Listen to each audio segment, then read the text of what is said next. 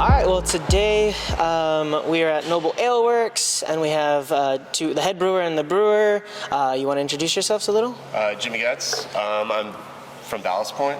Okay. I was one of the heads of R&D there. And things, pandemic hit, everything kind of went sideways. And this was the job I was looking for, and they reached out to me about doing it. And luckily enough, I came on, and this guy is already here. And it's kind of just from that point forward, just kind of evolved into what we've done. Right. Like, we really feel like we're bringing back Noble to where it used to be. So we're happy. Yeah. Yeah. Paul Watson, brewer, blender, Fix everything in. This guy, yeah, fixer. This guy blends the best beers. I'll take one of these. Heck yeah. So this is naughty sauce. Okay. We can share one with the other cameraman too. Yeah, behind the scenes, he's get one too. Behind the scenes. All right, well, cheers for Cheers, guys. first. Thank you for coming out. Thank you for having us. Of course.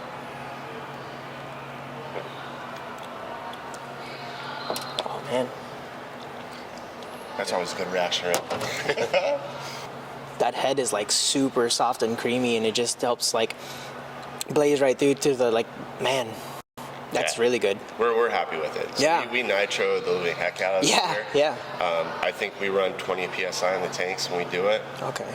We push them to the limit just to make sure that when you pour it, it gets something like that. Because Yeah. It is a meaningful experience to get a nice whipped cream head that blends into the beer itself with that nice balance between the coffee and the lactose. That kind of makes almost like a kid's coffee is the way I explain it. Yeah. And this version we did was kind of an ad hoc version where we got we got our coffee, and it was not ground, so we decided to do a mix of whole bean and coarse ground. Okay. And we did the coarse. The coarse was just directly put into the 90-barrel tank.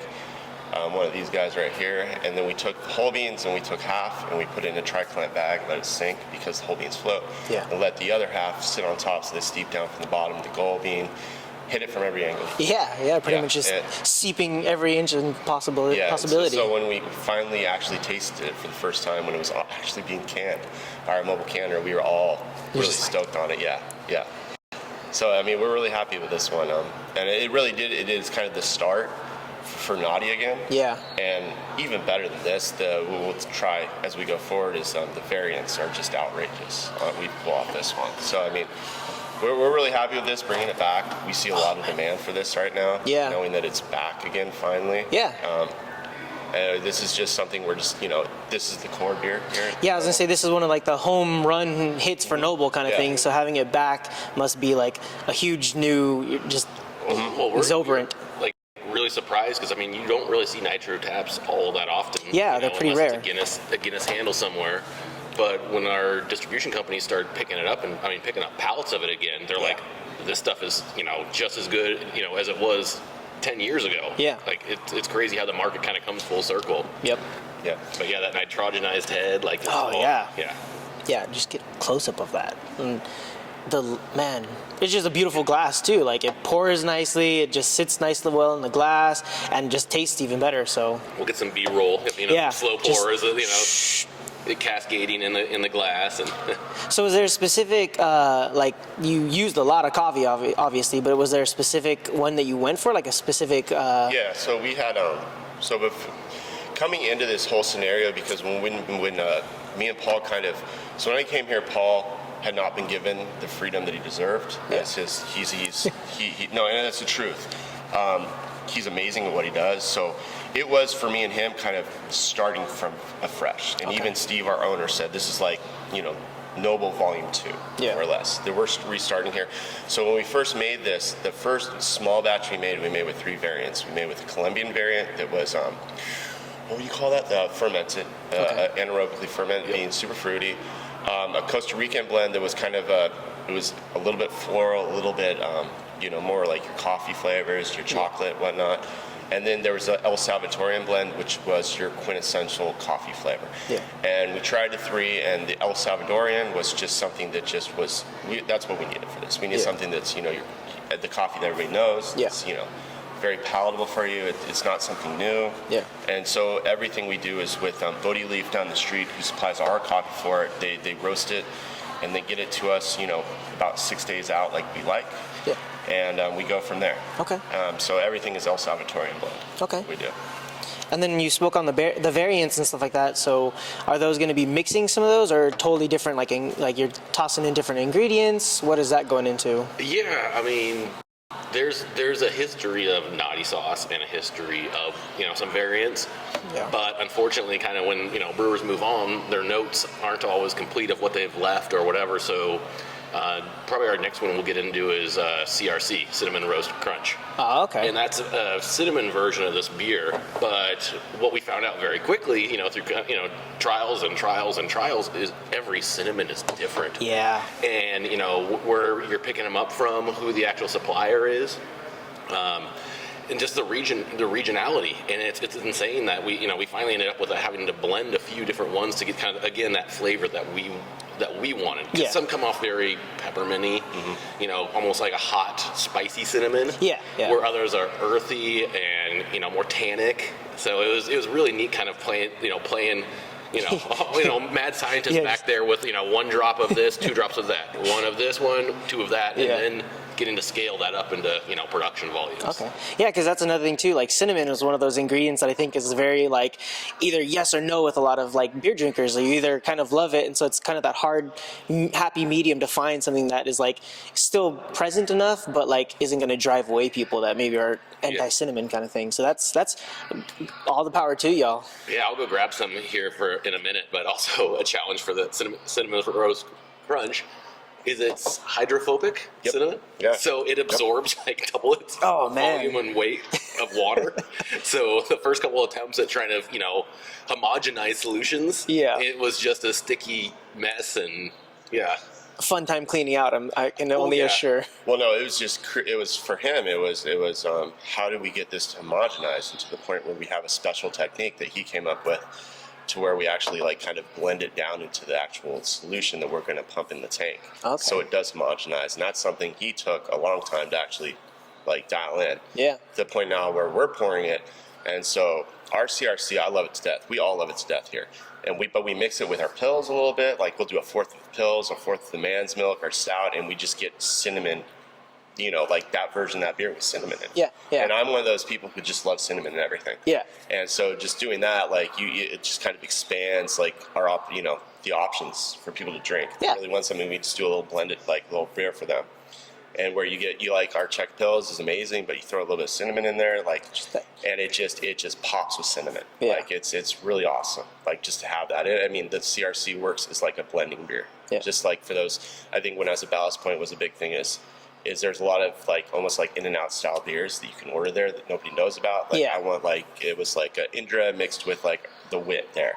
And it came together really weird, but like our CRC with everything, you blend it in and you get this amazing cinnamon version of that beer you're just drinking, which is really rad. So you two really are kind of like the best pairing kind of thing, because you're an amazing blender, and then with all the ideas and and obviously together the ideas, it pairs well perfectly. Pretty much. The tenacity, like on both behalves. Like when he first came in here, he's like, we're starting from the silo inward. I'm like, well, why? Like the mill's been it's been cracking and making malt. He goes, well, no, we're seeing this. Like, let's go through it. So we went through learning how to parallel and basically set the mill roller distances. Wow. Previously, they were so far out of spec. It was crazy. We were able to make beer. I mean, we started at the mill.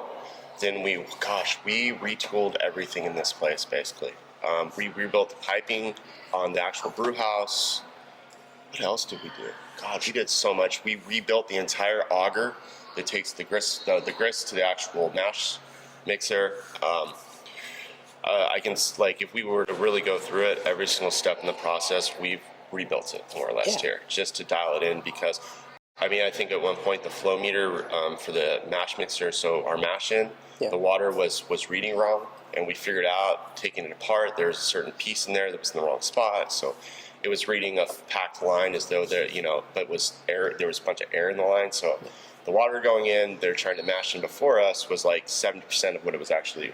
So it was Well, it was 70% of what it was actually reading. So you're trying to match into your ratios, your liquid to grist ratios, and you want like that 2.5 to 3 kind of range is kind of where you're going depending on the beer. But it was really the ratios that they were trying to run for us were about like 1.5 to 2, and so there was a lot of problems. The efficiency was like 65% coming in here, and we dialed it up to we were at 98 for a minute, and then we repiped everything just to improve the process in the way that I like it. Yeah. So we dropped down to 93, 94, but we're happy with that. Yeah. We're happy with it because I'm more than willing to give up a little bit of efficiency for flavor. Yeah. And I mean the video is showing a certain aspect, but this place is pretty huge, so that's a huge feat in itself, just redoing all of that. Yeah, unfortunately the public, only gets to see that, very small, what we call cellar one. Yeah. And that's where, they used to have a little 2-vessel, 15-barrel brew house running it 3 times a day. And it was like almost a direct fire system. It was, it was an older system. Yeah. And then that kind of popped out and this expansion took place. But, behind the curtain, you don't get to see that we've got, 2 120s, 4 90s, a 4-vessel brew house. Yeah. It's pretty wild. Yeah, so I mean that's kind of cool. The general public will get to see a little bit of that today, so that's kind of cool. I'm glad to share that. So right around COVID, so only about like 3 years, give or take. Right here? Yeah, is when you kind of joined forces together. March of last year? April of last year. It's been like 8 months. Oh wow, man. We move fast. Yeah, I was gonna say that's a whole different other take on it of how much that is in such a short amount of time. Mm-hmm. Wow. How has it, were there any hiccups that you found kind of coming into this new space and this new market? Every day. Every day there's new hiccup. Yeah. It's like we say, it's functional, not completely fixed. It's a production facility that just happens to make beer.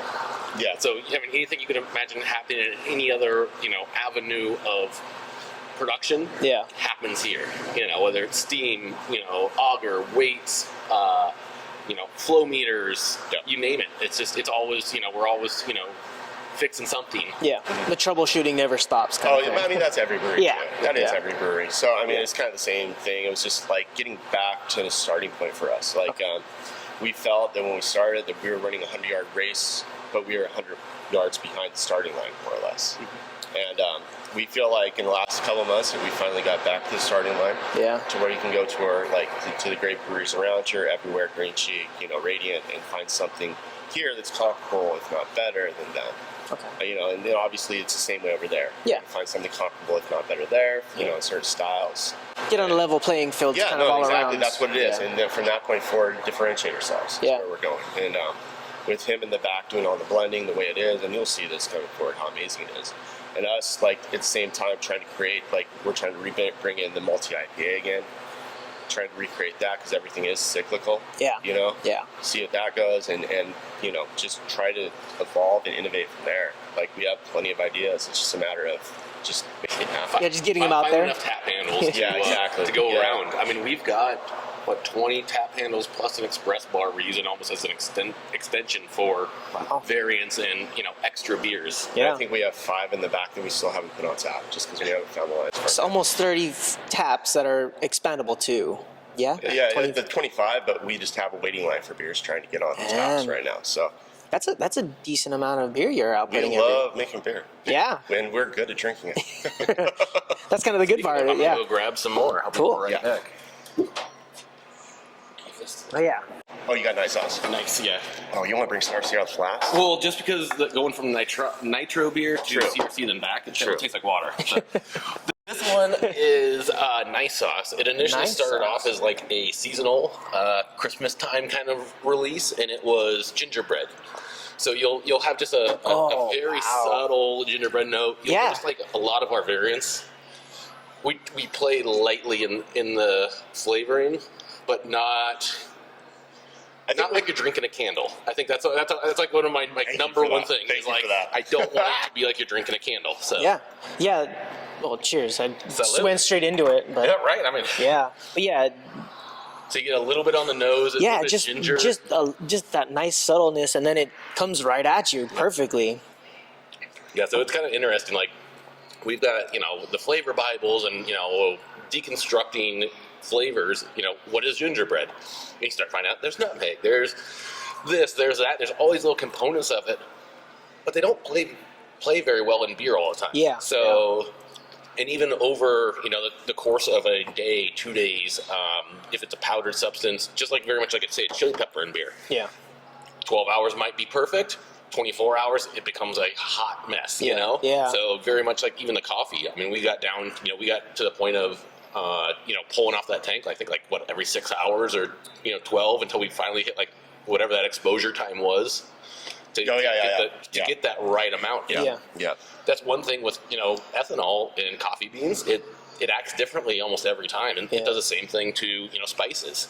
Yeah, that's like drinking my kind of all-time favorite gingerbread is, there used to be this tiny little shop at it's down in San Diego, the Del Mar Fair. They have this little tiny gingerbread shop, and it's fresh made gingerbread with I don't know, I think they just use even canned whipped cream, but the gingerbread with that cream is just perfect, and this would be a perfect match to that. We've never done really. I mean, we almost should, around Christmas time, just do a naughty, and we were thinking, naughty November or something like that. Where, yeah.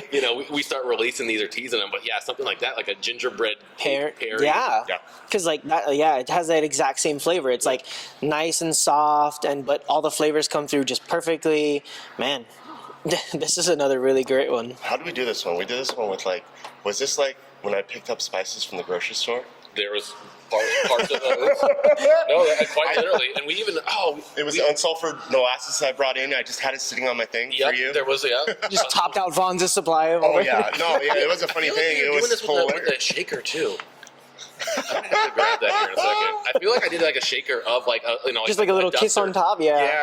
Oh, man. Oh, you mean you were throwing cinnamon in it for a minute. You were throwing other stuff out of it, pepper in the top. I'm going to have to grab that. That is pretty awesome. That sounds like a killer event, though, Naughty November. Because, especially, that's right before Christmas. Get all your naughtiness out, and then be good for December and get all your presents and everything. Exactly, yeah. Or darn get them. Yeah. Time to repent. Yeah. Well, while you were away, we were talking a little bit about, the family here and, that family feeling and kind of, the team and stuff like that. So how was that kind of coming in and, was it really easy to meld into it? Did it take a little bit of time to kind of He'd yell at me. He'd literally come down here, look at the valve. He goes, open Y47. I'm like, what the f- is Y47? No one ever, when I learned how to run the system from the other brewer, it was about just where it was on the screen. Okay. Where he works off of where is it logically in the pipe works. What are you, it's like a deconstruction. What are you actually doing? Yeah.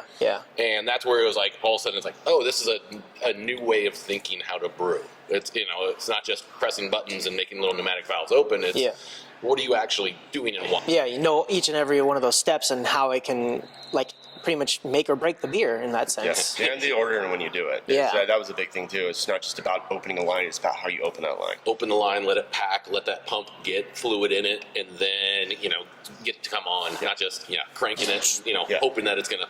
You do its job, make sure it actually is set up properly to do it. Yeah, we try to treat the when we're brewing, my goal is to treat the wort as gently as possible. And that's kind of how we do everything. It's just how good of a touch can you put on it. We don't want to get there and rush it through. Yeah, we're not. I think the best way to put it is we're not, and I know this sounds bad, we're not production brewers trying to meet the time. We're not trying to hey, can we get 2 brews off in 10 hours? It's how well can we do each brew, and go back from there. Now, once we've dialed everything in, how do we make it quicker? Without taking away from the quality of the product at the end of the day. My buddy down in San Diego is actually doing, he works at the Home Brew Mart at Ballast Point right now. Home Brew Mart? Yeah. So my job at Ballast Point was, it was weird. So what happened is my boss got fired and let me take over.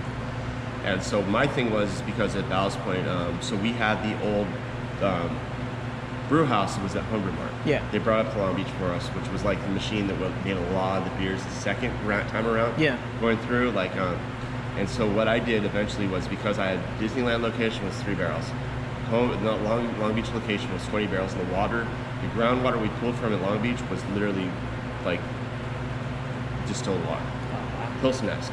Because it's one of the few places you can pull from where you get good groundwater. Yeah. So it was fun in the sense that we knew different water profiles, how they affect stuff. But what I eventually did is worked out something with Little Italy and Homebrew Mart, to where they would brew the beers they liked. They'd give them to me. I'd scale up the homebrew beers, the Homebrew Mart beers at our Disney location, because they're doing 1 barrel systems. So we scaled up 3. See how the crowd took it. And Little Italy beers, because the 2 Chris's back in the day when they're there, Takeuchi's still there. Those beers are just like high. They're very, very, very, very good beers. And for a minute there, we were scaling up through Homebrew Mart to the Portland George. If you got your buddy probably knows George. Yeah. Guy who made Sculpin. Like, me and him would create new recipes together and start like scaling up. Like Oh My Stars is one that he did, and we just rebrewed it over and over again for him. We're scaling it up on the 20 barrel and everything. It was pretty rad too, because it was for his sister who passed away from cancer. Yeah. And then I created the internal like memo for everybody, like that kind of really pushed it forward to like so my background actually is I'm an attorney. Oh, okay. So like writing and reading is kind of my thing. So like pushing people's buttons emotionally was that, and to try to get his sister's the whole thing about his sister with All My Stars to resonate with everybody within the company really worked really well, and he was happy. But George I still go down to Homebrew Mart when I'm down in San Diego. Say hi to George, take him. I still haven't brought him too many of our beers, but he's always been my guy. Yeah. When I was at Ballast, I go, George, what do you think about this? And he'd give an honest opinion. Oh, now you're doing it. I don't remember which one's mine. Oh, battery? All right. Crap. Wow, it's like a different beer. So that was very. Oh, nutmeg. You threw nutmeg in Nutmeg, there? I like it. Yeah, so that was like nutmeg, ginger, cinnamon. Spices. Oh my god, it was like, but like around the holiday season, like it was like people love that shit. Oh, dude, this is fun. This is so much better. It takes it to the CRC level just with nutmeg.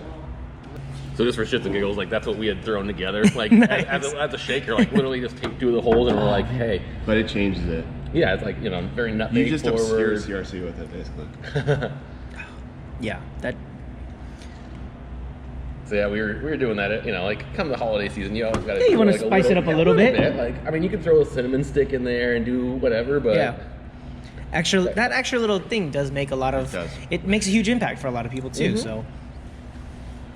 Yeah, it's crazy how kind of craft beer has been evolving closer to cocktailing almost. Even the presentation of a beer, it's not just a beer. It's your whole.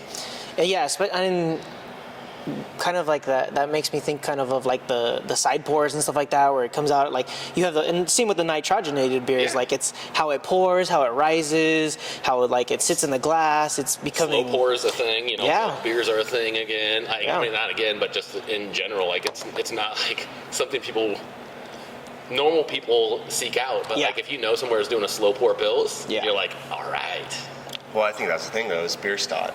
Yeah. Like we all go to GIBF in Denver, and we all go to beer stot, and the slow pour pills is like the coolest thing everybody's ever had, and you drink like 10 of them while you're there. Right. And then watch playoffs for baseball. It's I've only had a can of it, so I'm that's one of my like pilgrimages that I gotta make still is at the really? Yeah. Beer stot is so amazing. It's so much fun.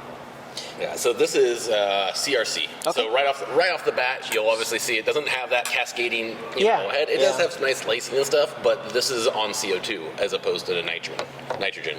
And the rationale behind that is the CO2 helps the cinnamon pop. It kind of more dances on your tongue. It's a little sharper. Yeah, it sits nicely right there. Like it just mellows out nicely, and it like comes through with all the flavors. Yeah, and it's a beer that we can too. Yeah. In its I guess CO2 form. Yeah. I mean, because that's the biggest thing is we're not willing to actually do the nitrogenous cans because we can't. Buying the rocket ball cans like you get from like my Guinness and all that. Guinness and my favorite is what's that honey blonde, the honey one that's. You're not thinking Boddington's. Boddington's for sure. I'm thinking Boddington's. That's my favorite beer of all time. Right. That is my late night maintenance beer. So they can't. We really don't. We're not willing to do the shaker cans with the nitro. Yeah. We just they've done it in the past, never been happy with it, so we're never going to do that. So and we have there. So there is a divide of people. Like I think it's a lot of people like the CO2 naughty more than the nitro naughty. Huh. Yeah, Interesting. it pops more. Yeah, CO2 yeah. makes it pop a little bit more. You get that whipped cream with the nitro. Yeah. You don't get it with the CO2 version, but there's some people who just... They're in it for the coffee. They're coffee Yeah, lovers. they're in it for the coffee. The coffee pops on CO2. I think I like the CO2 more. Yeah, Unfortunately, really? I think you need to drink like 2,500 cans in order to get the equivalent of caffeine to a cup of coffee, but you know. Well, wait till we get the yerba mate beer rolling in through. Ooh, yeah, That is our big thing now, is yerba mate. Somebody came to us and asked us to do one. And we made, you never tried it when we did so we made a little 1 liter like it steeps overnight, and we pulled it off just with our American light lager. And it tastes like the outside of a cigar. You know how you go to a cigar lounge and you smell the cigars? And Yeah. it's fucking amazing. Yes. It tastes like that. Oh, and so man. we got that, and we're like, holy crap. And so now we're running through like this like specific like yerba mate distributor to get stuff straight from Argentina. Dang. To do stuff that I think is coming in next week, where we're going to do like massive batches of just yerba mate flavored lagers. I would love to try that, because Bring some of that cigar lounge smell is one of my like all-time favorite smells of all time. So that just sounds super interesting. And it just tastes like that. And we were blown away. We did not think so. What happened was we had an Argentinian chef, Esteas, who owns a couple restaurants in LA, Lala's. He brought a can from Argentina. He's like, can you guys remake this? Yeah. And the funny thing was, obviously when you bring a can home from Argentina and it goes in the plane, it gets the heat, the pressure, all that stuff. And he like poured it for us. I'm like, this tastes like chewing tobacco. He's like, no. That's not how it's supposed to taste. And I didn't, because I didn't know. I've never drank yerba mate before. And so when we finally did the things, and it was a tobacco-like flavor, but more subtle when we actually did the little steep, and we were, everybody that was there that tried it was like, holy cow. Yeah. We need to do this. Like, and we need to put it on our taps too. Like, so we're super excited about that. But that caffeine will roll through with yerba mate. Mm-hmm. Yeah, supposedly it gets like as much as coffee, but like in the beer itself. So like every glass of beer is going to be like a cup of coffee almost. Wow, and it's in a Pilsner form, so it's like... No, just a lager. Lager, yeah, sorry, lager. Pilsner. We'd never do that to our Pilsner. But a light like a lager, that would be like kind a of Bud nice. Light. Yeah. That's what we're doing. So a kick, but also a really nice lager to it. That's... Yeah, smooth. Man. Filter through a 1 micron filter, so it's super clean. That sounds amazing.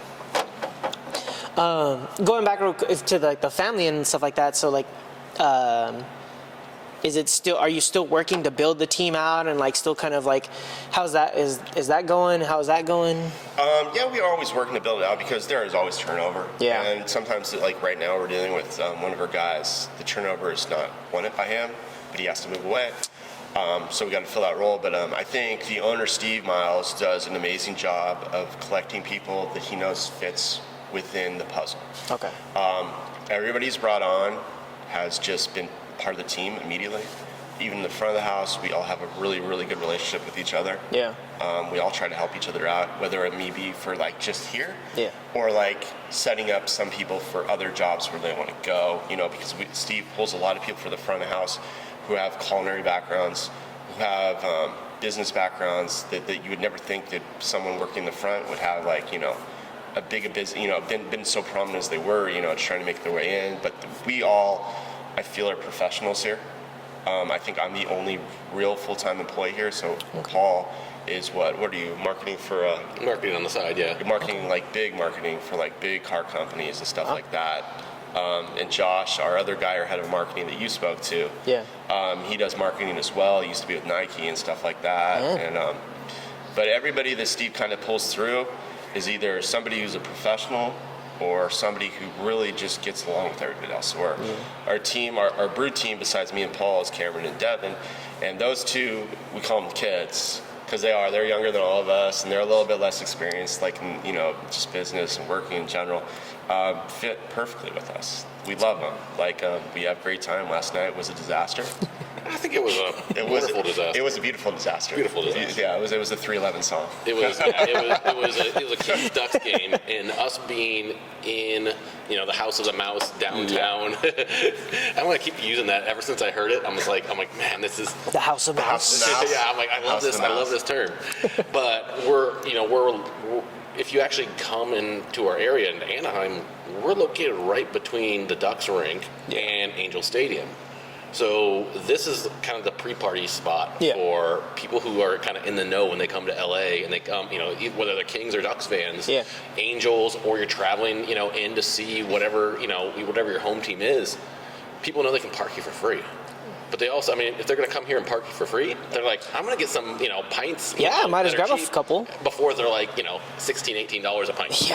Yeah. So we get a lot of fans. Yeah. We love our fans. Like, we love all of our fans because they're really what keeps us going through a lot of the quieter times. But on game nights, there was 4 of us behind the bar. Maybe even 5. Because Cam was still there. Yeah. And we were just... pours over shoulders, under people, like. And what do you want? What do you want, motherfucker? and him and me are, 6'2", 6'3", maybe even 6'4". We're back there, and we've got our front of the house people like scurrying under us, and we're just like duck diving and all the other. Yeah. So it's a blast, but it's self-inflicted. You become successful. People like your beer. Well, then those people come back and they bring their friends. Yeah. So. Yeah. That's the thing. It's not just about the beer for us. It's about how we treat our customers. Yeah. Like, I think we do a great job of just connecting with the people. Yeah. Like, when we're there, like, we don't try to, say wrong. We're not negative in any way, shape, or form. We're very positive in everything we do. I think that's the best outlook you can have on things. Yeah. Like, we know that shit's gonna fucking hit the fan every day. We know that. But at the same time, both of us are kind of in the same thing where, like, hey, we're gonna make it through this. Yeah. It's gonna be cool. Like, and we're always happy to have new customers come on through. No, we're gonna open the horizons. Yeah. We're gonna say, hey, I know you've had this before. Yeah. This is what you always get. Oh, you've got this new thing that just dropped. Yeah. Let's get in front of you. It's good to expand your palates every now and then. No, it is. And I think sometimes people come along and they start to see, like, there's certain beers up there, they're still up there that were more or less R&D beers. Yeah. And I think the best example we have is Swinging Bunt was something. It was our first decoction we did on this machine, and nobody really does decoction. I think you had to trick the machine. Yeah, so that's part of it. That's a different story. But we did that, and we found out that it actually worked. We produced those nice floral notes you get off German lagers. Yeah. And then we did someone who's not here anymore wrote a simple recipe for us. Brandon Castillo, who really I am grateful for when he's here. He's the ex-head of Modern Times Anaheim. He used to be a big boy down in San Diego at the Modern Times location there. He wrote just a recipe that I brewed for him, and that was the next step, like in Swinging Bunt. So people will go, hey, we want a good Pilsner, and they'll look for Swinging Bunt, and we'll say, hey, try the Czech Pils. Yeah. The Czech Pils is fire. That's what we do those slow pours on. Like, Yeah. if you it's kind of like the secret menu here. Like, if you ask for it, we'll do it. Okay. But be ready to wait because these are a pour and a wait. Yeah. But yeah, it's just kind of been like that. It's just evolving from where we were to where we are now, and now it's like our new thing is fruited IPAs, fruited kettle sours. Okay. So we're gonna do with zest first, then aseptic purees again, like everyone else does. But like that's like the new thing we're going into with malted IPAs, and everything he does is just over the top amazing shit. Like you're tasting the nice sauce and CRC are outrageous. I wish we could pour some of the horchata naughty for you, but that is gone. We sold it. We sold it before we could tap it. Before we could tap it, it was gone. Wow. We sold it before, in the San Diego area. It's coming your way. Yeah, Oh, I will. We sold all we had. I've seen us in Pizza Port down there. A lot of reviews coming out of Port, which is interesting for us. But we're super stoked because that's kind of always been a checkbox. Get on the guest tap list at Port. I'll have to check them. I'm gonna go get the new beers. Yeah. And I also got the. That sounds. Yeah, oh man, I love horchata. So I'm from Chula Vista, so that's I kind of I will not go to a taco shop or something like that if they don't exactly have a good horchata. I'll be like, nope, sorry, this is make or break sometimes. So that sounds awesome. For me, it was deconstructing it, and one of our front of the house girls, Violetta, she does culinary stuff. She does, on Tuesdays we have a vegan fair here. Okay. And it's a bunch of vegan food producers, but she does pozole and she does all sorts of stuff. But she also makes cocktails and does all this stuff at her house. So when we were coming up with it, I'm like, V, try this. Yeah. Try this. What does it need? And like, she's very much like, even when we were doing like, the spice mix for this, she's like more ginger. Yeah. Like, she's very like dialed in. Her palate And is great. man, that's an awesome asset to have to the team then. Yeah. And being of Hispanic heritage, she's like, no. And then she's like, I love this. I'm like, okay. You're like, we did it. We're on the point. Yeah. So nice. we're deconstructing some other things right now. Obviously, coming up to March, we might try playing with like an Irish cream version, something just a little unique. Yeah. It's kind of like, it's strange. I'm born on St. Patty's Day. I'm a St. Patty's Day baby. So like, that entire month is wild. And actually this year we're starting off with a beer mile. So that's something we started to do quarterly. Like, you see the shirt? Yeah, I saw the shirt earlier and I was like, oh, and I saw it on like your Instagram page and all, like your website and all that stuff. So so the owner here, huge runner, myself, I've been running, I don't know, I really never ran before, and then right before COVID hit, I got introduced to this group called like OC Craft Runners. Okay. And these guys literally meet at a brewery every Monday at 7 p.m., go run a 5K. Some of them even do double laps. Wow. We've had people there doing like half marathons. For the hours, hour and a half, 2 hours before. Yeah. And quite literally, we get there, we all have some pints afterwards, and it's just this melting pot. Like, for me, being in automotive, I met a guy who happened to work for SEMA Garage. SEMA is like the biggest aftermarket show known to, in mankind in Vegas. Yeah. Well, he runs the electrified thing. I work on electrified. So it was just like this homogeneity. Like, I'm like, oh, these people, you do this? And he's like, yeah. I'm like, oh, like my hair, like even right now standing up. Because it's like, it's such a mixing pot of people. And it's like, people go out there, quote unquote, with their baby carriages and like their dogs and, run, walk, whatever, but it's just a means to get out. So there's a couple of these groups around here that do this, and they all meet at breweries, and it's really just a really cool like way to get with the community. We had Anaheim Run Club here one night, and for the people who are walking, like I saw like a bunch of gloves and like like the robot arm to pick up thing and trash bags. I was like, wait, what? Like, they're like, oh, we pick up trash along the route, and we're just like, dude. How much more community can you get from just like just a group of people who are going out meeting to drink beer? I think that's one of the best parts too about like it's craft beer. Everyone always speaks about the community, but obviously the community is still growing and kind of like finding its own little niches. Thank you, and like how they kind of play into that community and stuff like that. Like, like you said, like we clean up the trash every now and then, or if like, hey, you just want to come get some exercise in, by all means, we're here for it. Yeah, and I mean, we've seen some like, efforts coming out of San Diego to recycle pack tins. Yeah, pack tin is like that little, that snaps on 4 packs and all that stuff. Yeah. But I mean, that's like dense plastic. It's very good plastic. Usually it's not dirty. So we're not sure what they're doing once they recycle them. Yeah. But even for ourselves, like I've looked into what can you do if you, break down that plastic into beads and remelt it into stuff. Like you can make tables out of it. You can make, random chair pieces. Like it's kind of neat, and we're always like on the hunt for like a new group to partner with, or somewhere that we can expand. I guess see what our waste can be good for, or just people's waste. Yeah, that's awesome. Cheers to that. Heck yeah. So this is definitely not a nitronized beer. It's a hazy at first appearance. Oh, man. That is... What are you trying to look at me like that for? Oh, I'm trying to guess what you poured. I poured in a Galactic. Of course you did. Yeah. That is like juicy and tropical to the nines. It's got pineapple in it. I like the pineapple notes on this beer. Yeah. Oh, man. And that bitterness kicks in? Mm-hmm. Well, that's me and him. So he brought some amazing heady topper can. It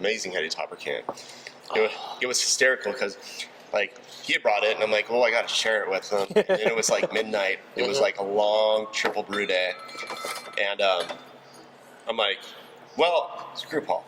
me and Cam were on top of the brew house like midnight, and we popped open the heady topper.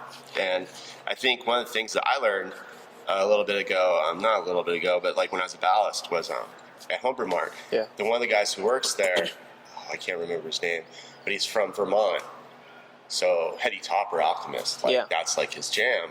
And so I kind of realized the difference between the New England IPA and the hazy IPA over here is those New Englands are 60 IBUs. Everybody here is running 20, 30 IBUs. Yeah. And so like this is a little bit more bitter just because it's green, because we've developed, Paul and we have developed a dry hop style that's much more aggressive. Yeah. Much more aggressive. Yeah. To where we rouse for good 10 minutes at a time. And we've just found that with the steam jacket, because you don't pull off so much tannic notes when you just do a short brew, a short boil, that it's okay. Those tannic notes from polyphenols and the hops don't overwhelm your palate or the flavor. Yeah. So we can push our dry hops a lot harder on those beers. To where we can push flavors where we dry hop maybe at 2.5 pounds per barrel max, I think. No, we've gotten some up to 3. Well, yours are up to 3. Mine are only 2. Mine are Me 2. over here. Mine are 2. Yeah, exactly. But I mean, Yeah. And these are all with hops that really are, I want to call them homebrew hops almost. I mean, Nobody really knows about Azakaka except if you're a homebrewer. Yeah. And so this is what, Ella? What else is this? Oh, so this was Citra Eldorado Whirlpool, Yeah. Mosaic, Ella. maybe Flame Out, or No, that's first dry hop. first dry hop, and then we went into Azaka. I think just double down on Azaka. Man. Yeah. I think even Ella is kind of like a little bit more Some of of the a. bigger ones, stepsister like of- Monkish, that's like a lot of the breweries that are noteworthy for their hops. Yeah. Use a lot of Ella. Like he was telling me this, and I believe it because we opened up Ella. Yeah. The first day, so he wasn't there, so we were dry hopping it, and we opened up the Ella for the first time. It was my first experience with Ella, because I was kind of like skeptical. Yeah. And we opened up the Ella, and we opened up the Mosaic, and they complemented each other so well that Yeah. when you did a rub with a couple pellets in your hand of each of them, like what came out was like synergistic. Nice. Like in culinary arts, there's always like masking, flavors of mask, there's muddling, and there's that very few and far between synergistic thing that pulls it beyond what it is. Yeah. And that was what those two kind of hops did to support this. I mean, the base, the Ella Mosaic is amazing. And the how do you say it? Azaka? Azaka. I'm gonna call it Azakaka. But I asked about Ella because, like, I homebrew a little bit here and there. I wish I had more time to do it. I have a daughter who's 2, Yes. and her name is Ella. So, like, for one of the first things I try to do, well, maybe that's it for that one. Fair enough. We'll just Oh, yeah, run with this one. But yeah, one of the first ones I got some Ella hops, and I think I just butchered it because it was nowhere near as amazing as this was.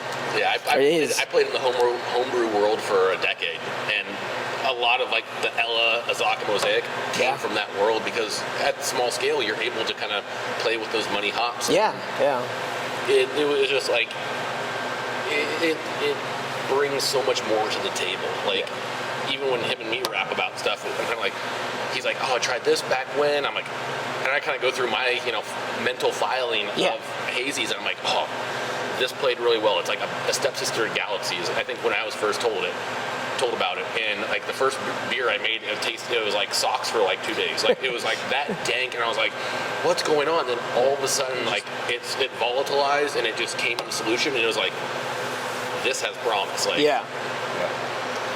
So this one is, I think this was a raw Pilsner base. So one thing you'll notice No, about Turo. It's Turo. in the hazy world, you have hazies that look like this, where they're very light and pale colored. Yeah, yeah. And then you also have those that look more like orange juice. Yeah. And usually the orange juice can be contributed to the base malt. Just two-row, it's a little bit darker Yeah. in color. Yeah. But also, I mean, your mash pH, all these things can extract color. So Yeah. we've really tried to kind of hone in and keep this, very pale, light drinking. I think Odie was the first hazy you and me brewed. Yep. And that was a oat-laden hazy pale ale. Okay. And funny enough, we were mashing in. This was, we were still dialing the auger and stuff. And Jimmy walks around the corner and he looks up there, and I'm like, on the brew system, and there's 3 bags of fucking oat sitting right next to there. And he goes, still remember this. He goes, the oats. So I was like, oh shit! Like we mashed in, Yeah. And it's, You're like- and I forgot the oats. So yeah, and that was a lot of arm wrestling with moving those oats into solution, Yeah. homogenizing them. But that was like one of our first, like, we did this oat pale ale, and it was drinkable. Like, it wasn't just like a murky It wasn't body. drinkable. It was fucking fire. It was fire. It was like, dude, that Strata came through so well at the end of the strawberries. day. Strawberries, orange juice, just like outrageous haze. Like Stable haze for like 3 months. For 4 months. Yeah. We had a stable haze Wow. for 4 months on that, and I think a lot of it is to the credit is to give not to so much us, but the steam jacket. So the deal with the steam jacket that we've kind of figured out is that really, if you want some, like everybody does gas fire, direct gas fire from Premier Stainless. That's all I know, and that and electric. Coming over here, it's finally starting to learn that to do something comparable, like where it's going to produce the same like flavor you get off of direct fire, it's going to take about 3 hours in this guy. Wow. So, but the thing is, so you can kind of gauge where you want to go. So our hazes are always going to be like 30 minutes to an hour boils, which is like nothing. Yeah. When you compare it to like direct fire, gas, like would probably be like 5 minutes, or just hit 212 and knock out if you want something comparable. Like, and the big thing is we retain some of those proteins to actually create the haze with hops. So it was weird. Remember the first felt Odie? Mm-hmm. So we did the first dry hop, and the beer was kind of fucking thin. It was really thin. And then that's when, and it was also from a yeast that we pulled from our honey blonde. Mm-hmm. It was very, very, very sulfuric. So we're getting sulfur notes off that, and that's when he kind of came in. I freaked. It was my first. He freaked out. It was my first paper to 15 to 17 barrels, and I'm going, this thing's blowing sulfur. We can't sell this. So he did a scrub. We did a sulfur scrub. So you hit the CO2 from the bottom for a good 15, 20 minutes. Mm-hmm. And what actually? Well, I told after. We didn't believe him. So we're sitting there like, God, dude, this is gonna be so terrible. It's gonna be so undrinkable. Because you're supposed to do these for like 5 minutes. Check. 5 check seconds. And check if you're, pulling, harsh hop notes, whatever. Yeah. Me, I had the, dump tube open. I'm just, I'm smelling until the sulfur's gone. Yeah. And so what happened at the end of the day is I think what we figured out is that because the steam jacket is so gentle with the wort and doesn't break down the proteins as much in solution, doesn't create hydrophobic proteins. So like think about it like when you boil, what you do is you break down big proteins and amino acids. That gives the yeast nutrients, kind of thing. But this guy, to do something comparable to what you do with like a direct fire yeast and take 3 times as long. And we've just kind of come to the realization what is what right now. But now we're realizing, going back, that when he did that, what happened was that he actually connected those proteins, which is what it with the polyphenols and hops, to create this haze that was just like, holy crap. Yeah, next level haze. Super stable haze that was just there, and we've just kind of run with it from that point in time. So like a lot of our IPAs now, he kind of just, and that's always the way things work in the brew house, in the brewery industry, is like an accident happens, something had to happen, to overcome it, and something comes out of it that's kind of innovative beyond what a lot of people are doing. I don't know if anyone's doing it in terms of the amount of browsing we're doing. We've heard some cool stories about other techniques, or blow up the hop island, if you will. Yeah. You never run. Well, maybe you do in home brewing. You add 6 ounces, 8 ounces into a 5-barrel, which is, or a 5-gallon bucket. And that's quite a bit. Yeah. But also, once you add those, you can kind of roll that bucket around and kind of homogenize and break it down. In these big tanks, when we're adding, buckets upon buckets of hops in there, they go in. They hit nucleation points and they rise up. Yeah. Everything getting poured on top makes this beautiful little island. It probably looks great in there. Yeah. But then those hops don't get in solution. So a lot of the rousing or hop bursting or hop cannons. Yeah. All of that is just to help circulate and get your money's worth, really. Yeah, it's truly what it is. And so going forward, like it's kind of been weird because hazies is always so hard for some people. I know before we came on, me and him really took control. Like the hazies were a big problem here, right? Like I'm pretty sure they were. And then once we started going on, and it was just had that fortuitous moment where you start scrubbing the dry hops. We're happy with every hazy we do. It's really dank, really like just the haze is there and it's stable. Yeah. Like we don't a lot of breweries I know where a lot of breweries I've seen and worked with, they store their kegs upside down to keep all the hops, all the haze. Very much like a half, yeah. And they flip it over when it's going to tap. We don't. We just store our kegs like they're normally stored. And maybe when I bring it over, he brings it over, someone brings it over, we just boop, boop, and smack it on the ground, just like homogenize it a little bit. Yeah. It doesn't take more than that, but it just like it lasts for months. for us. I mean, we just canned this beer. This is Felt Intergalactic, and we just canned this Like a week ago, 3 weeks ago, and when we poured out the can, it is looks like orange juice. It legit looks like orange juice. Right now, it's kind of like the haze has fallen off a bit, and it's still like it is. Yeah. And we're happy with what it is. No, but like the cans themselves are like better. They're better. Oh, yeah, well, our They're DO better. was That is the low. weirdest thing here is the DO for what it is. Our Dissolved DO oxygen, levels, that's like oxygen in the can. Yeah. You don't want oxygen in the can. Yeah. You don't want oxygen in our your DO levels are supposed to be not possible. So anything below 10 is kind of like, how did you do that? Yeah. And across the board, unless we run it through a filter, just to clarify it, is 10 or below. Wow. Our West Coasts that we don't find, I think last week we did one that was 6. Which means the shelf life is It's amazing, yeah. amazing on it. So we did one with Sabra that we don't have here. They taste like pina colada, pina colada hazy with no coconut or pineapple in it. Damn. So we're just rolling through that. I was gonna say, yeah, y'all are just making huge innovations and killer beers on top of it, but we're just a bunch of drunks having fun.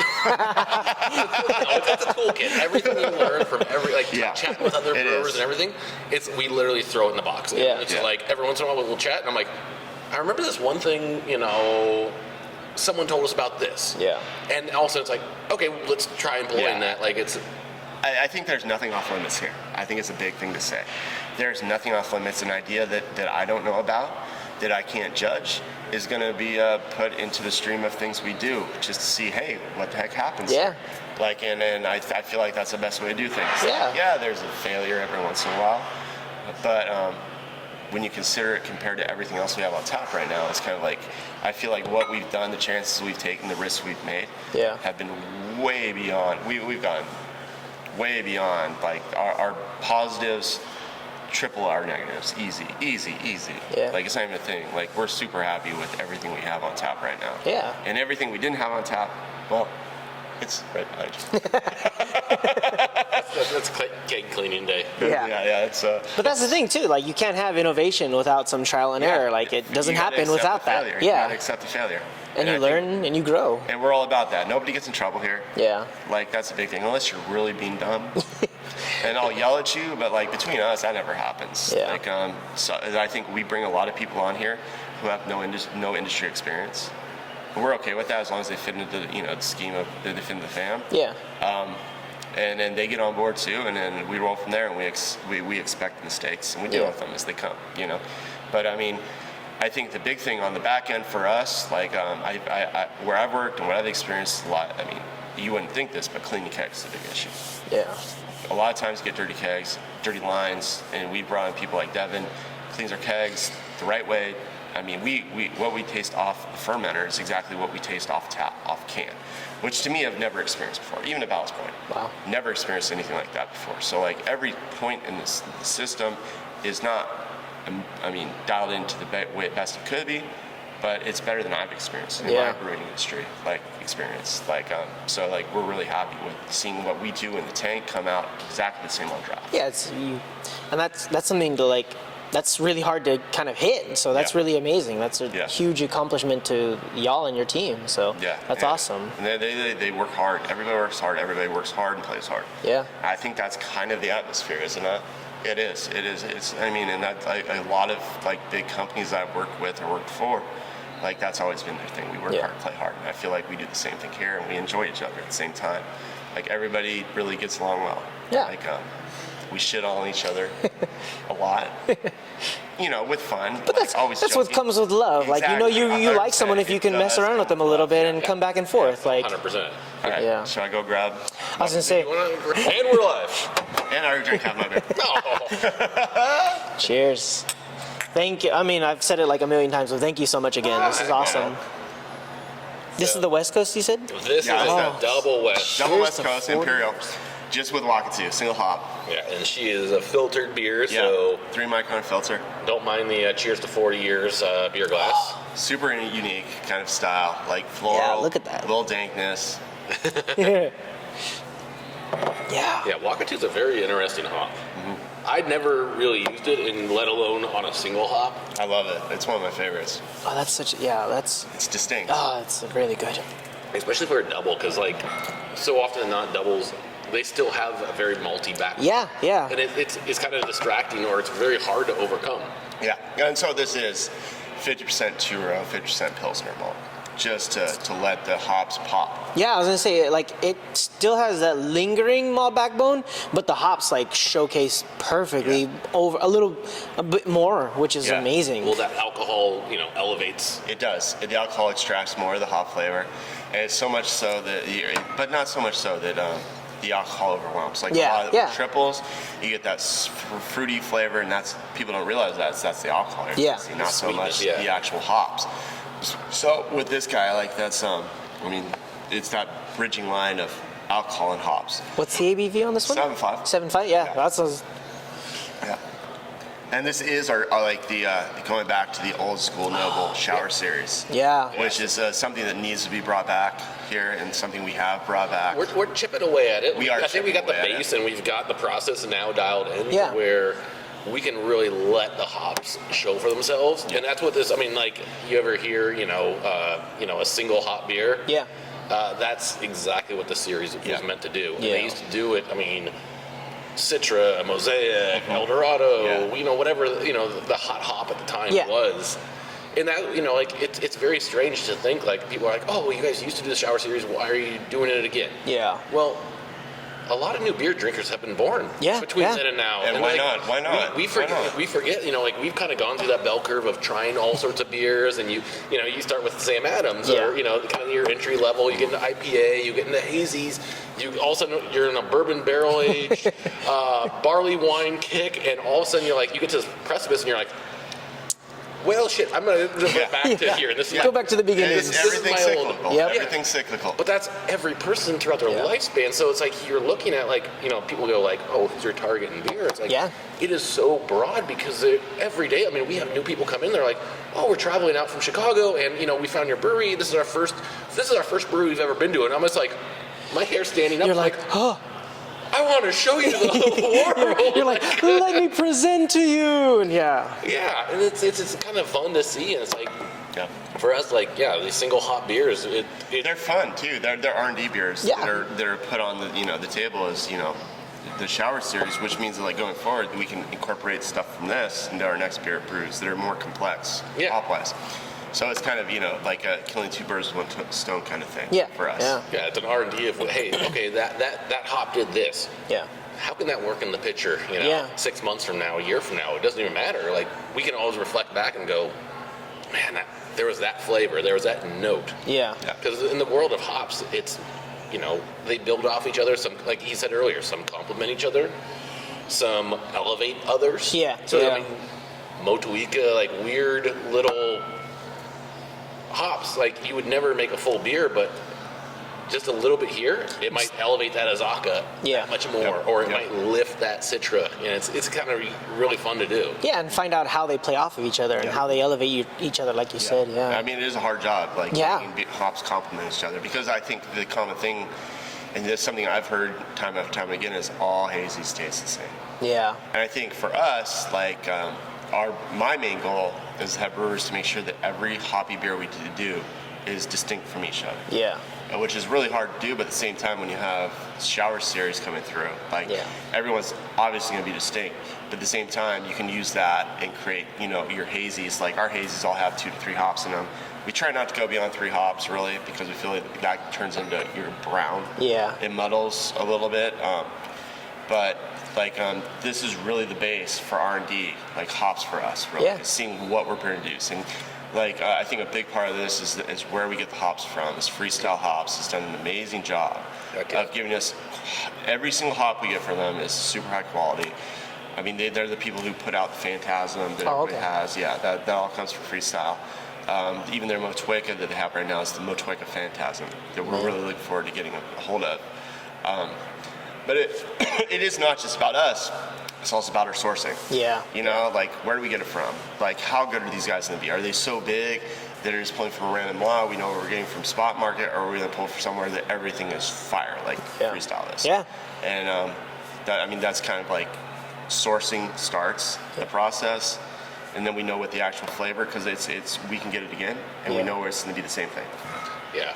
I think that's a big part of it because it's something we rely upon. Yeah, that's huge. That's really, yeah, like you said, you can't build off of something unless you know exactly what you're going to get and how to build from it. Yeah. Well, it's funny coming from like the homebrew side, side. Yeah, you get all these little individual packets of hops or whatever, and it's like this, that, the other. It's like until you start buying pounds from some of these, guys like YCH or Yakima Valley, Crosby, Willamette Valley. Yeah, but it's like okay. I mean, the second that package is opened, it oxidizes and that goes downhill. So, like, kind of what you see on the homebrew market is like a repackage from like a small homebrew shop. Yeah. Isn't the real expression of that hop because it's already it's just vacuum sealed. It's very short term. Yeah. But it's not really what that hop can be. And so, we get some of these bags. I'm sitting there, I'm like, this is awesome. Can I live in this? Yeah. I think that is something to go into. So when we dry hop our beers, nothing ever comes out of a package that's been opened before. Yeah. Everything is, we freshly open it right there on the spot and dry hop it in. That is something that has to happen. Nothing ever is open then used as dry hop after the fact. If it's opened and we have residual hops in that bag, we're going to use it on the hot side somewhere. Yeah. Just because we know we're not going to get the same flavor, because we know the oxygen's going to go in and it's turned the beta acids into humulones, and those humulones are going to add more IBUs to the beer itself, even in the dry hop. 6% of those are going to be, it's in the 6% of the hops we put in are going to be new IBUs we add to the beer. So we can't overbitter it, so everything has to be just fresh hops in the dry hop. We don't open, I don't think there's ever been since I've gotten here a bag that's previously opened just for a dry hop. No. And that's our thing. So the fresh is the fresh. Mm-hmm. I mean, especially when you're working around other breweries that, I mean, if you take Last GABF as an example, are some of the best breweries in the world. Yeah. You don't have an option there. Yeah. You don't have an option, you can't compromise, so, I mean, that's kind of where we're coming from, It's not like we're working out, of some place where we're just the best. Yeah. No, we got everywhere. Everywhere. We got everywhere around us. Yeah. Everyone's everywhere. And we got Green Cheek, and we got Radiant down the street, and then we got some of the other places like Bearded Tang. They're smaller and a shopping mall, but like still winning medals. Yeah. You go up to Long Beach, you got 10 Mile, you got Syncopated, you got these amazing breweries down there. You got Ambitious is an absolutely amazing brewery. I mean, so and then you go to San Diego and you got North Park and you got Pure right there. The big boys, so like we have our work cut out for us here, and I feel like we've done a good job of getting to where we want to go and being very, very comparable, if not better. Yeah, a lot of these guys. Yeah, these tastings today have been exquisite, like to say the least. Well, just think you've only got 25 more beers to go. Yeah, exactly. Once this hammer goes off, we're all getting fucking shitty. In the series, the Hop Shower series, this is the second, third? Where does it sit? Strata round one. But the thing with Strata hops never really. I think we were getting some bad hops for Strata. We never liked what we got off Strata. It didn't matter which batch it was. It wasn't good. We did something, I guess you can call Mosaic Showers for someone else. We still have residual cans off of, our original kegs off of that is actually really, really good. Yeah. And if you really want to even push it further, some of the hazies we did a hazy that we don't have any kegs of Sabro, that where we actually pulled that coconut flavor that we haven't here for years. Like I haven't seen for years. It literally now tastes, when I drink it over at the brew we did it for, Asylum, it tastes like a pina colada in a glass. Yeah. No flavor, no coconut, no pineapple. Yeah, no additions. No additions, just straight Sabro. And it was just amazing. Like, where are we going? What do we have in tanks right now? What's coming out? So we are bringing back the multi IPA, and I think if we go to the other room, I think we can pour another taster of what we have on tank right now. Okay. Pigtail. Yeah. We go. It's not even pigtailed. It's not even to the point where we've got a card. But like I think when you taste it, you'll see that it still has the color of a multi IPA. Got that little Munich bite to it. Yeah. But the hops still pop. Yeah. The hops still pop. It's just Mosaic Citra, like your quintessential, cheater hops, which I think is something we kind of rely upon here. But who doesn't? Yeah, I was gonna say who doesn't? Hence the name almost. If you're not playing with cheater hops, like real hops, it's tough to be relevant. Yeah, it really is. It really is. Yeah, and unless you find that golden cheap hop, I think it was Unsung, found $3 per pound CTZ. It tasted like armpit. But armpit in a good way. In a good way. It's stuff with it. So they bring their beers over here. Ron from Unsung brings over their stuff, and so they're the opposite polar spectrum if we are in terms of water profiles. Their sulfates run 400 or 500 ppm. Okay. Ours run minimum because we don't add any calcium sulfate to our stuff. We add calcium chloride to give more body. But the stuff they're pumping out is those dank, bitter as fuck, hoppy. Yeah, we love them. We're gonna do a collab with them in a little bit here because we like them so much. Nice. To the point where we're gonna give them like the Firestone Walker model, where we give them our recipe, they put their water profile on it, and they give us our recipe, we put our water profile on it. Okay. So it's unique in a sense. Yeah. Something different, but something rad. Yeah. Collab. Like something you don't see very often. That's pretty awesome. We're pretty excited about that one. That's cool. Yeah. And then the swing for the fences, that's a newer round, or It is. It's something it's like we tried to bring back here. So it is our cold IPA. Yeah. And it is like the hot build off it is something kind of unique. We've seen other people try to push it after the fact. It's Mosaic Nelson. Yeah. So we kind of use those two hops to bring down the Nelson. Okay. Because a lot of people like I think I don't want to. So there's certain examples out there where the Nelson is just overpowering. Yeah. And Nelson's a love-hate for some people. Is, like, it is. I have to say that I love all beer, but at a certain point, like you've had certain Nelsons, and you're just like, yeah, it's too much. It's too much, and it's crazy to say that because everybody wants hot flavor nowadays. Yeah. That's the big thing. It's not bitterness anymore. It's flavor. Yeah. And so, like with Nelson, it gets to the point where it's too much. So we just tried to cut against that with Mosaic. We haven't made it in a minute, have we? It's been a couple, like 4 or 5 months since I've made it. Yeah. But it is our cold IPA, and we have like. But it's a filtered beer, so it stays great. Yeah. Like it's one of those like you can crack it, the day of canning, and today, and I'd be hard pressed to tell the difference. Wow. Yeah. It's one of those like like you do QC on beers, and you open it, and you're like. It's still great. Yeah, I mean, that is part of our QA process in terms of like getting things lined up. So QC at the end of the day works out well. The filter matters a ton for us. Yeah. Like, and we dealing with the steam jacket and understanding that the proteins don't break enough has like kind of created this situation where like our beers don't find out as quick as you would think. And we've broken a couple cartridges for the filter now, just trying to push stuff through. Yeah. So we're still learning. Yeah. Like that's the coolest part about this is we're still fucking a minute off. Yeah. From getting where we need to be and finding where we need to be. So like we're just trying to get there, but at the same time, like everything we're pushing out right now is so much better than what it was. Yeah. Just a couple months ago.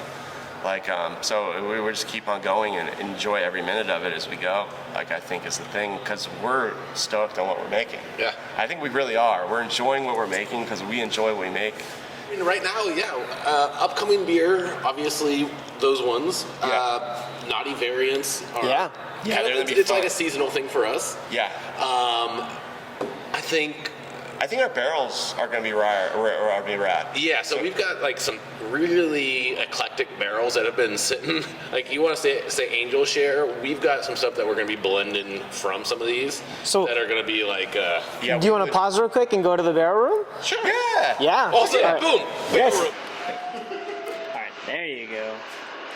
Coming at you live and direct. Yeah, I like that. That's my style. Cheers. Cheers. All right, salute again. Salute. Welcome back. So, this one is, this is something we haven't released. It just happens in a tap room. You have to come here to get it. It's a long-term mixed culture beer. It's a tank that we've had for probably 18 months. That's been cooking. Has it been that long? All said and done. Me. All said and done, 18 months, man. But the culture that was in there stalled out. Mm-hmm. It basically stopped producing acid, and in order to make fun sour beers, there's like certain acidity levels you kind of shoot for. Yeah. And certain ones that will remove enamel, and other ones that are much more approachable. Yeah. The market has shifted. You listen to some of the Rare Barrel podcasts, and those guys, they're at the cusp of really what's happening in the sour culture, and they kind of noticed people went from hey, enamel removing early days to much more drinkable, smaller format bottles. So kind of was targeting something like that. So Sorry. No, by all means, go for it. No, I think what he's saying is very comparable to the hop like game. Like back in the day, it used to be how many IBUs can you put in beer? Yeah. And that I think the brewery is one of those breweries, Thoreau, that were like, how sour can we make this beer? Yeah. And I think it's coming to the same trend where how much flavor can we put in, how much palatable can we make it now? Yeah. I think that's really where we're getting with sours. I think they're going to come back around again. Oh man. And I think it really is an art form. It's truly creating an ecosystem in a tank. Yeah. When you understand the organisms and how they play off each other, I think that's a big deal. I think in seeing how things work together, I think there's. How you can trick them. Like you can literally force them to create some of these crazy. I mean, if you were to taste this. And it doesn't even need to be with sours either. It can be with anything you can use Brett with to make a new flavor. If you have, I think one of the big things that I've learned is that when you have a really sulfuric beer, like a lager, for example, you can kill, and Jolly Pumpkin's done this back in the day with their Heffy, is you kill the mid-ferment when it's highly sulfuric, and then you throw Brett on top of it, and all those sulfur notes will turn into amazing fruit notes for Brett. And I think that's kind of what's, in a similar sense, has happened here. This was a pressurized ferment, like a pressurized secondary, if you will. Yeah. And it basically made the critters, if you will. Yeah. Lack of better terms. I mean, this is Lacto, Pedio, Brett. I mean, all the boys are at play in this thing. Yeah. I wish this is one of those beers that people always say like, oh, I wish we had smell-o-vision. This is one that I wish people had smell-o-vision. Yeah. Like this smells. This is probably one of the best smelling beers I've smelt in a while. It's very unique. It throws stone fruit. Yeah. And it's definitely got that Brett C in there. But it drinks like a wine. Yeah. It drinks like a wine, which I think I love about it. Because I know that at the end of the day, this is my go-to beer at the end of the day right now. This is so cake keeps disappearing. Yes, it's so sophisticated. It's at his house. He's got a couple of them. It's a very, very sophisticated beer. The flavors, and they all come together with the right notes. Yeah. Which is really hard to do. And I think that we have this for days is pretty encouraging. What's this one called? Old Dog New Tricks. Old Dog New Tricks. So that's being Old Dog. Old Tank. Yeah. And stalled culture from too many IBUs being introduced, and kind of we propped up some cultures, put them in sixtals, and then pumped it back in. Yep. 3 months under pressure. This is what we have, and it's just blowing stone fruit. I mean, I nicknamed a couple kegs just fucking Apricot's Dream. Yeah. Because I was like, man, this is this is what you aim for. Yeah. Yeah, that's man. And this is unfruited. This is raw. That's the best part about this. That's the best part about this is there is no fruit in this. And I think that is one of the things I did at Dallas that you're doing right now is how can you make a beer taste like it has fruit that doesn't have fruit? Yeah. Which is rad. And I think that is something going forward that a lot of breweries are going to try to hit on. But I do want to just quote unquote. Oh, we will. Take someone else's name, Super Soak.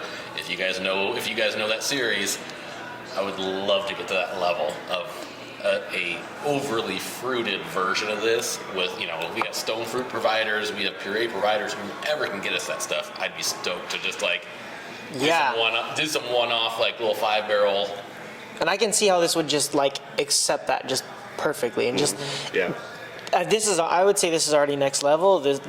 I can't even think of. It blows my mind a little bit, honestly, to think of that. That is really.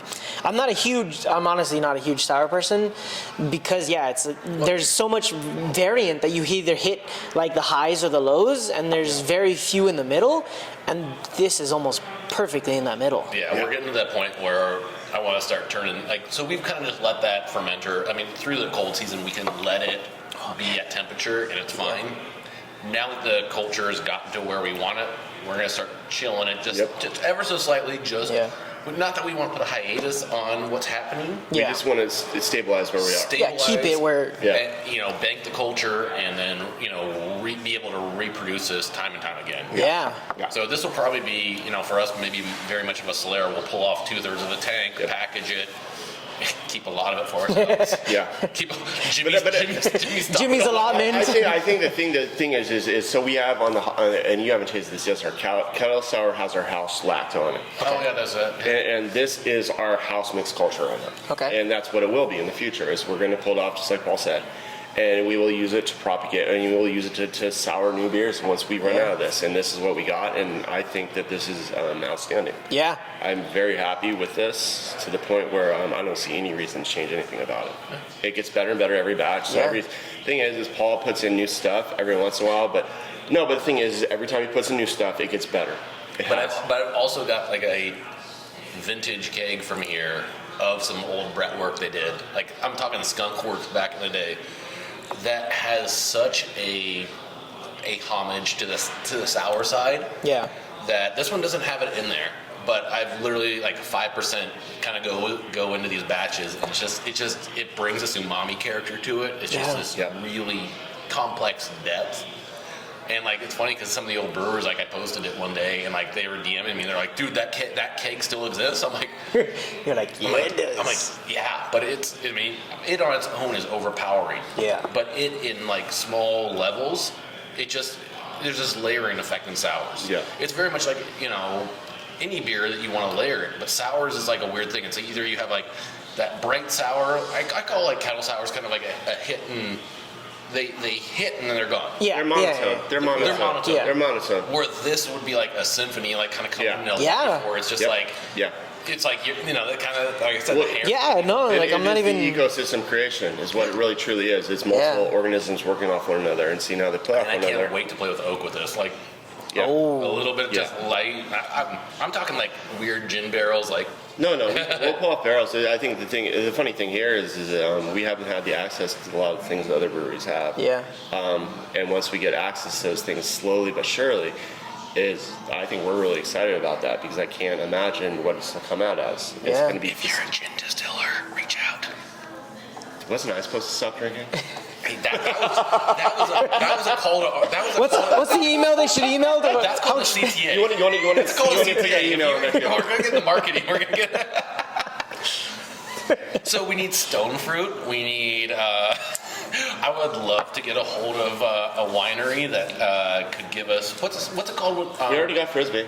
Yes. What's it called when you stomp all the berries? Pumice. Pumice. Dude, I would love to layer a barrel in pumice and stack something like this on top. Man. We will. A little bit of color. I've done that before. We will do it. We'll do grape ales here eventually once we get around to it. Yeah, the possibilities are endless. Like, they really are. And I think that's why we work together so well. Is a lot of brewers when you talk to them.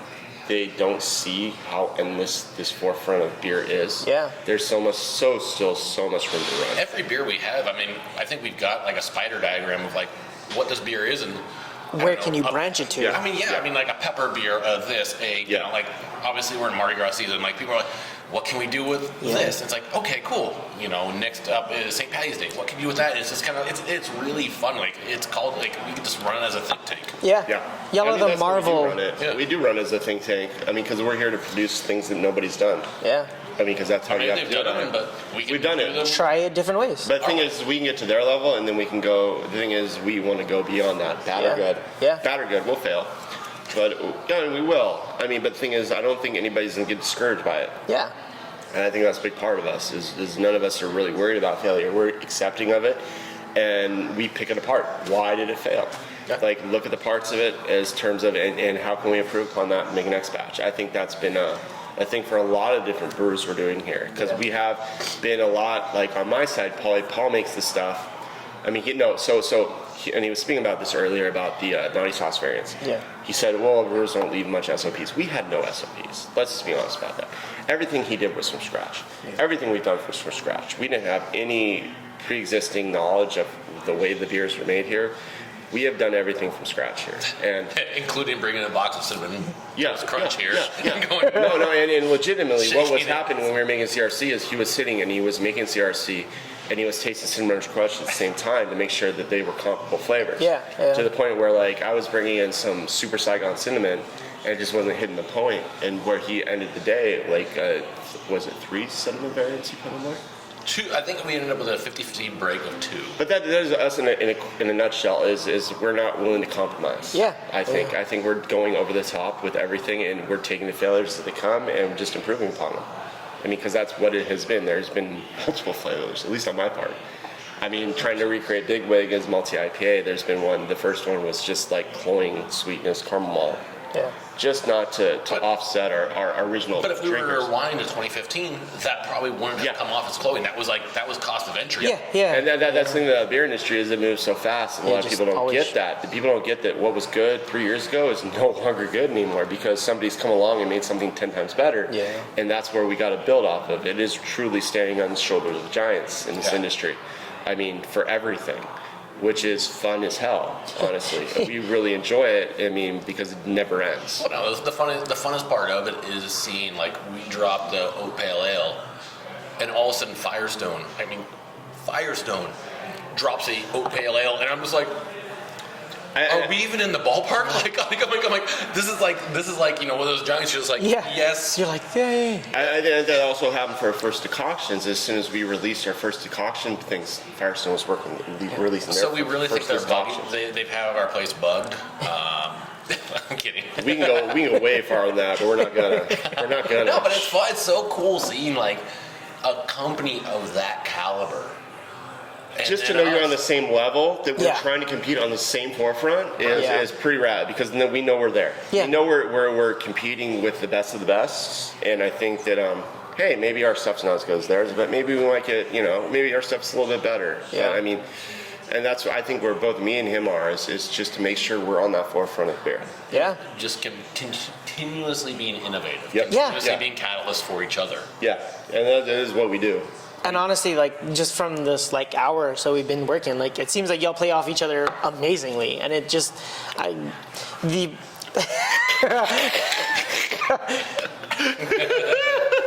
you like to tug at each other's coattails here and there. Yeah. That's basically what it is. That's basically what it is. That creates this new like, where do we go from, and how do we build to that? And that's. I think we work together really well. I think we're both in the same exact mindset for a lot of things. I think this beer, so the funny thing about this beer is all of a sudden Paul comes to me one day and goes, well, I added this culture to it. He didn't tell me anything, he was into it. I'm like, immediately the first thing in my head was a little bit of annoyance, but then like, thinking about it and knowing him, because he's been brewing longer than I have. Yeah. Okay, cool. Because he told me what it was, I'm like, okay, that's kind of exactly where I would go with it. And I think the outcome is exactly what I would want out of it. And it's that thing where we don't maybe tell each other what we're doing a lot of the time, but what we're doing is something that we would both approve. There's a trust in there. There truly is a trust here. Yeah. And we really do appreciate each other. I think we worked exactly how you did like the naughty variants, like even for that culture. Took it home, racked it with 3 different cultures, and literally just let it do its thing, and went like, that's good, that's pretty good, that's really good. Let's merge those two. Yeah. Step that both up, and then re-inject it. And I kind of just told him, I was like, remember that fermenter? And he immediately goes, how'd you contain it? Like it's basically like Umbrella Corp. Like how did we keep this here, and how do we make it clean brewery? Like to have a tank of real hot culture. I mean, everything that a brewery strives to keep out. Yeah. And that's why, when we do it, I think do it a market with something like this, it's going to be in one-way kegs. It's going out to, very mom pop shops, very eclectic places who want something of this caliber. Yeah. And that's we're going to see, it's only going to see a one-way venture out of here, and that's how we keep it separated. Yeah. And I think part of it too that works well is because what Ballast and I did run a mixed sour and clean brewery at the same time. So that helps because I understand kind of like, are we really at a point where we need to worry? Yeah. And we're not. Yeah. And he does a great job. I think not enough credit is given to homebrewers in terms of their cleanliness. I think it truly is. I think that everything he's done, I don't even need to worry about it. I don't need to worry about any cross-contamination. Here, we haven't. There's been no cross-contamination. Me quick draw with 2 balls of iso. Literally